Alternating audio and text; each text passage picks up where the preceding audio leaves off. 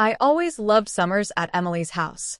Her family had the kind of home that felt alive, laughter echoing through the halls, music spilling from the backyard, the smell of barbecue drifting in the air. I had been her best friend since we were 12, and every summer, I practically moved in for weeks at a time. It was tradition and one I cherished. That summer, though, felt different. Maybe it was because I was older now, 23, fresh out of college, still unsure of what the world wanted from me. Or maybe it was because of him.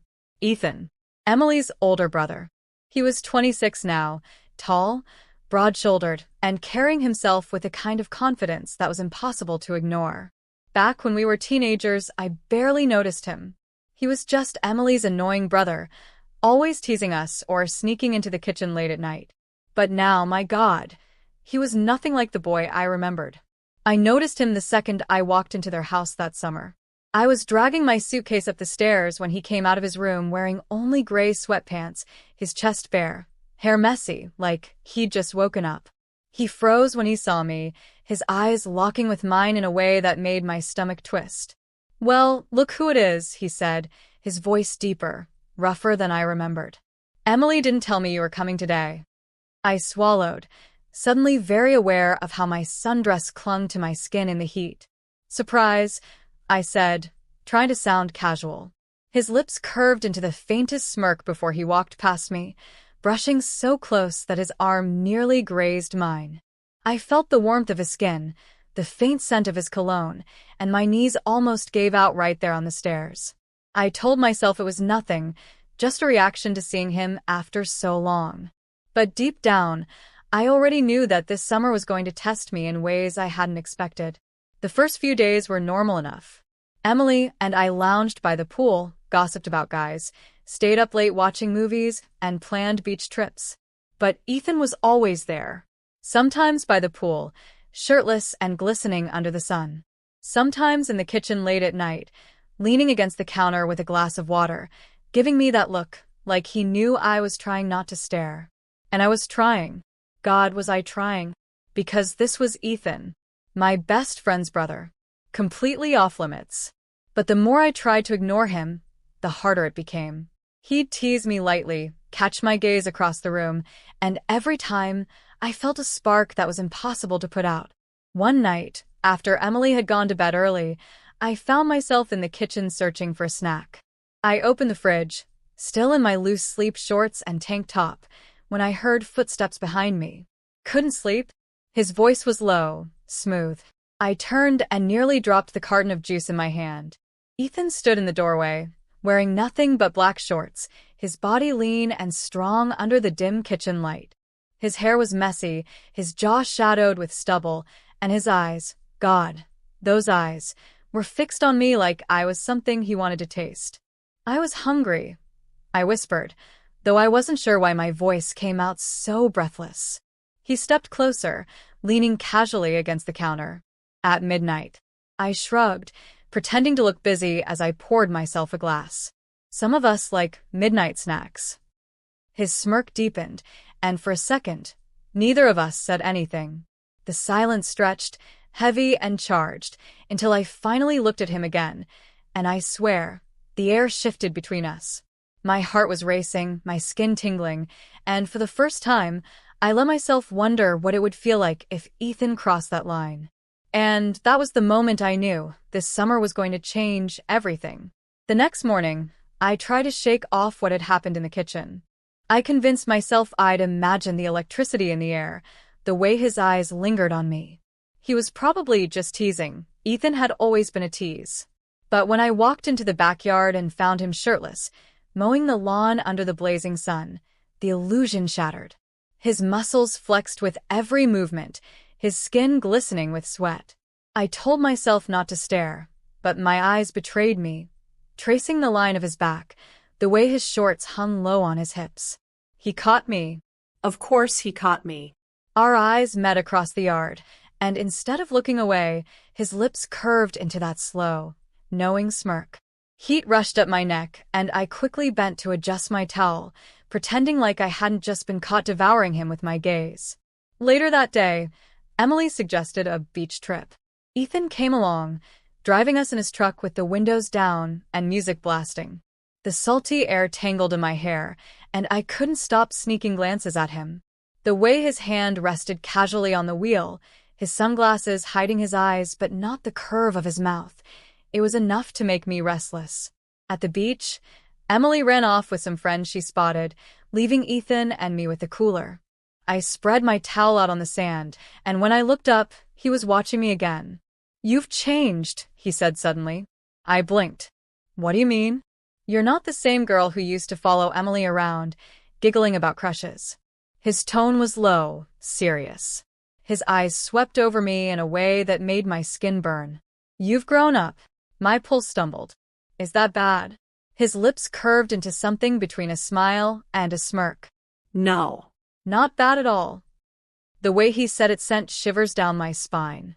For a few moments, we sat in silence, the ocean crashing around us, the sun warming our skin. But inside, I was buzzing, every nerve alive with awareness of him. That night, the house was full of noise. Emily chatting on the phone, music from the living room, the hum of a summer evening. I was curled up on the couch with a book when Ethan came in, dropping onto the seat beside me. "Good book?" he asked, his arm draped casually along the back of the couch, so close that it nearly brushed my shoulder. I nodded, trying to focus on the page, but I couldn't read a single word. Not when he smelled like soap and something darker, something masculine that made my stomach tighten. "You're blushing," he said softly, tilting his head to study me. "I am not." I shot back, though my face felt hot enough to prove otherwise. He leaned closer, his voice dropping. "You know, you're terrible at hiding things." I froze, my heart hammering. Was he talking about? No. He could know what I was thinking, what I was feeling. Before I could reply, Emily called my name from upstairs, breaking the tension. I jumped up a little too quickly, clutching my book like a shield. "Saved by the bell," Ethan murmured with a grin, settling back against the couch as if he hadn't just unraveled me with a single sentence. But later, lying in bed, his words echoed in my head. "You're terrible at hiding things." The truth was, I wasn't sure I wanted to hide anymore. The tension between Ethan and me became unbearable. Every glance felt heavier. Every brush of his hand lingered longer than it should. Emily seemed oblivious, busy with her friends and summer plans, but I was caught in a dangerous storm I couldn't escape. One evening, Emily went out for dinner with her girlfriends, leaving me alone in the house. I wandered downstairs, restless, wearing only soft shorts and a loose tank top. The night was humid, and I slid open the back door to sit outside. That's when Ethan appeared, stepping out of the shadows of the porch. "Couldn't sleep?" he asked, his voice low, carrying through the thick summer air. I shook my head, my breath catching. "Too hot." His eyes swept over me, lingering in ways that made my pulse race. He came closer, leaning on the railing beside me. Funny, I was thinking the same thing. For a moment, neither of us moved. The cicadas hummed, the air thick and sticky. The night sky stretched endless above us. But the world felt small, tight, like it existed only between his eyes and mine. "Ethan," I whispered, my voice trembling, "we shouldn't." He stepped closer, his hand brushing mine where it rested on the railing. "I know," he murmured. His lips were inches from mine now, his breath warm against my skin. "But I can't stop thinking about you." My heart slammed against my ribs. Every reason to say no ran through my mind. Emily, our history, the risk. But when Ethan tilted his head and pressed his lips to mine, all those reasons burned away in an instant. The kiss was slow at first, almost cautious, but when I sighed into him, it deepened, turning hungry, desperate. His hands framed my face, pulling me closer, while mine gripped his bare shoulders, feeling the strength beneath his skin. I didn't care anymore. We stumbled back inside, our mouths fused, our bodies pressed tight. His hands slid over my waist, under my shirt, burning against my skin. I gasped as he lifted me effortlessly, setting me on the kitchen counter. The same kitchen where this had started weeks ago. "You drive me crazy," he whispered against my neck, kissing down to my collarbone. Every look, every smile. You have no idea what you do to me. I tangled my fingers in his hair, pulling him closer. Show me, I whispered, breathless. And he did. That night, Ethan touched me like I was the only woman in the world. The heat between us ignited into fire, passion spilling over as we gave in to everything we'd been holding back. The kitchen, the stairs, his bedroom.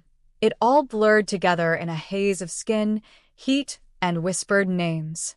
I had never felt so alive. When morning light spilled through the blinds, I woke tangled in his sheets, his arm draped protectively over me. For a moment, panic fluttered in my chest. What had we done? What would Emily say if she ever found out? But when Ethan stirred beside me, brushing his lips against my temple, I felt something stronger than fear. Something that made me stay. "Good morning," he murmured, his voice rough with sleep. I turned to face him, smiling despite myself. "Morning." He studied me for a long moment, then whispered, "I don't regret it. Not a single second." Neither did I. That summer changed everything. What began as a forbidden desire had turned into something deeper, something real. It was reckless, it was risky, but it was ours. And as I lay there in Ethan's arms, I realized that sometimes the most dangerous choices are the ones that make life unforgettable.